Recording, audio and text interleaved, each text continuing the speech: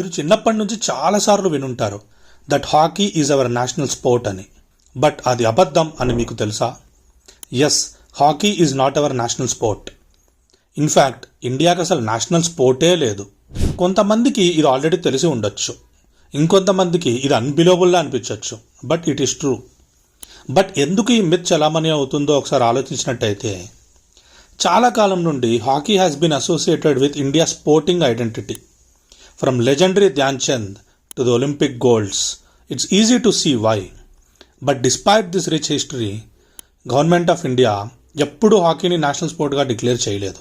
But media, text books perpetuated this myth. In fact 2018లో Odisha government requested Indian government to make hockey the national sport of India. Already national sport అయ్యుంటే request చేసే అవసరం ఉండదు కదా. హిందీ మన national language అనే myth ఎలాగైతే ఉందో, అంతకంటే ఎక్కువ మంది హాకీని నేషనల్ స్పోర్ట్ అని నమ్ముతారు. But the truth is, Indian constitution ఏ స్పోర్ట్ని నేషనల్ స్పోర్ట్గా డిక్లేర్ చేయలేదు.